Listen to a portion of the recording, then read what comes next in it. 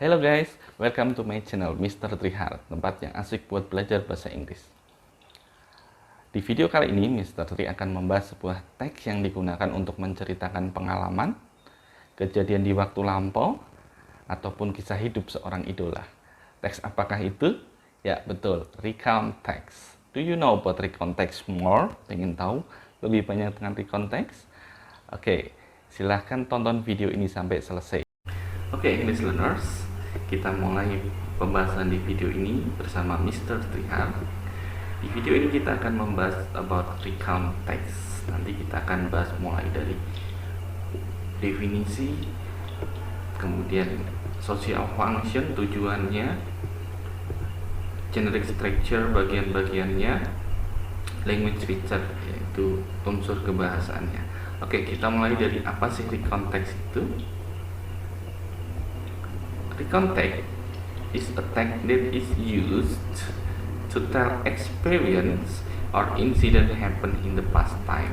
Jadi sebuah teks yang digunakan untuk menceritakan experience, pengalaman or incident, kejadian happen in the past time yang terjadi di waktu yang telah lalu atau di waktu lampau. Apa saja yang bisa diceritakan di sini? Yang pertama experience ya, pengalaman. Pengalaman ini bisa pengalaman yang menyenangkan, pengalaman yang menyedihkan, menjengkelkan, pokoknya yang tidak mudah untuk kita lupakan. Itu bisa kita ceritakan menggunakan recount text. Kemudian selain pengalaman, kita juga bisa menceritakan tentang insiden, jadi kejadian ya, kejadian yang sudah terjadi di waktu lampau. Bisa kejadian yang bersejarah mungkin, atau kejadian-kejadian yang viral ya. Oke. Kemudian satu lagi, jadi recount text juga bisa digunakan untuk menulis biografi, yaitu kisah hidup seorang tokoh atau seorang idola ya, atau yang dalam bahasa Indonesia kita biasa menyebutnya dengan biografi ya. Sekarang kita ke social functionnya. Jadi fungsi sosial dari recount text itu apa? Oke, sebelum kita ke fungsi sosial, kita lihat dulu ada beberapa pertanyaan yang sering digunakan untuk menanyakan fungsi sosial suatu teks ya. Bisa kita lihat ada why is the text written ya, kenapa teks itu ditulis. The text is written for, ditulis untuk apa. What is the purpose, tujuan ya. What is the social function, ini sudah jelas social function dari teks itu. What is the writer intention, jadi intention hampir sama dengan purpose, tujuannya. Oke, tujuan orang menulis recount text itu ada 4. Yang pertama, to share unique or unusual experience, jadi untuk membagikan pengalaman yang unik dan tidak biasa ya. Kemudian yang kedua, to retell something unforgettable, jadi menceritakan sesuatu yang unforgettable, yang tidak bisa terlupakan ya, yang selalu kita ingat. Yang ketiga, to give information about incident, jadi memberi informasi tentang suatu kejadian, biasanya berkaitan dengan peristiwa atau sejarah ya. Yang keempat, to make the reader learn something ya, jadi membuat pembaca mempelajari sesuatu. Kadang dengan membaca biografi suatu tokoh, kita itu banyak belajar dari hidup mereka. Oke, setelah social function kita akan bahas tentang generic structure-nya ya. Jadi struktur teksnya itu ada 3 ya. Yang pertama orientation, event, dan reorientation ya. Orientation, apa sih orientation itu? Orientation itu tell when and where the event began and who was there. Jadi menceritakan when, kapan, and where, di mana. Jadi waktu dan lokasi event itu begin, dimulai, dan siapa sih yang diceritakan di teks recount itu. Kemudian yang kedua, ini intinya ya, tell the events in the order they happen. Jadi event atau aktivitas-aktivitas yang akan kalian ceritakan ini diceritakan sesuai urutan terjadinya ya, jadi harus sesuai dengan urutan ya. Kemudian bagian terakhir yaitu reorientation, tell how the experience ended. Jadi pengalaman itu berakhirnya gimana, endingnya itu gimana, and some thoughts you may have about it. Dan kesan, biasanya kesan yang kamu dapat setelah kamu melakukan atau mengalami pengalaman ini ya.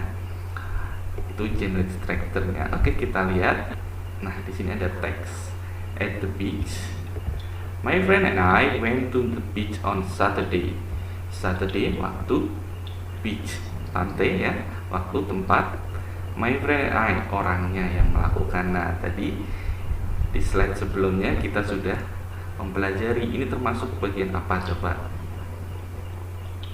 Iya betul, orientation. Oke, yang kedua ini tentu saja bagian event ya.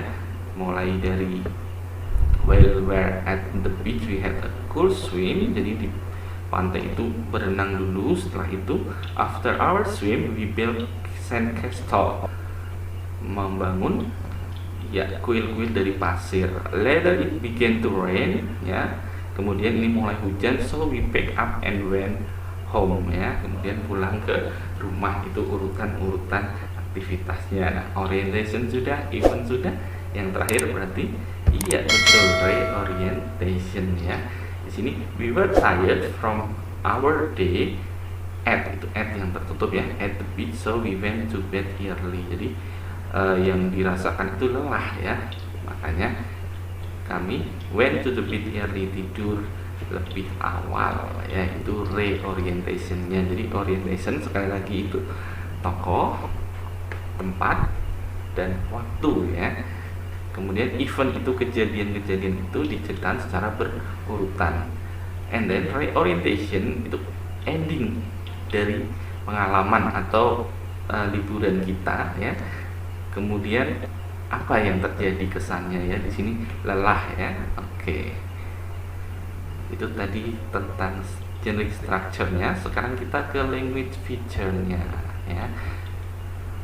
Jadi ke unsur kebahasaannya. Yang pertama, karena ini kejadiannya di waktu yang lampau, tentu saja kita menggunakan past tense ya. Contohnya ada I went to Bali last week.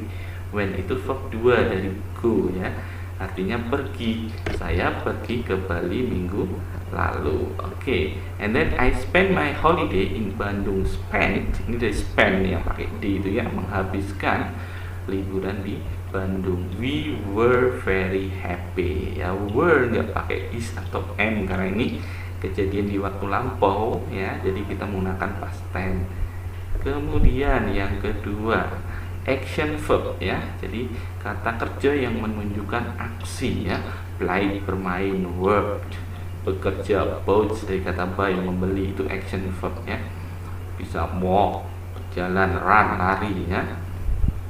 Kemudian yang ketiga, adverb of time-nya. Jadi kata keterangan waktunya tentu saja menggunakan kata keterangan waktu di waktu yang lampau seperti last week, minggu lalu, 2 years ago, 2 tahun yang lalu, 5 months ago, 5 bulan yang lalu. Terakhir conjunction-nya ya. Ini conjunction-nya ini karena berurutan, biasanya memakai first, then, after that, next ya. Hampir sama dengan teks procedure ya. Karena ini juga kejadiannya berurutan. Oke, sekarang kita lihat contoh teksnya. Nah, di sini kita lihat mulai dari partisipennya ya. Jadi orang yang kita ceritakan itu my family and I ya. Kemudian tadi past tense kita lihat. Ini past tense ya. Kita lihat di sini kalimatnya, kita ambil satu aja. We went for a ride on the 11. Kami pergi menaiki gajah. Di sini nggak pakai go tapi pakai went. Ini verb kedua karena ini past tense ya. Kemudian adverb of time-nya yesterday, kemarin waktu lampau sudah betul. Kemudian conjunction-nya seperti tadi ada before, after, when, during ya. Kemudian action verb-nya ini yang berwarna abu-abu. Got dari kata get, mendapat. When itu dari kata go, pergi. Buy, membeli ya. When, pergi juga. Saw dari kata see, melihat ya. Okay, that's all our explanation about recontext. Do you understand what is recontext? Ya, sudah paham apa itu recontext dan apa bagian-bagiannya dan unsur kebahasaan yang digunakan? Kalau kalian suka video ini, jangan lupa klik like dan subscribe. Sampai jumpa di video berikutnya. Bye.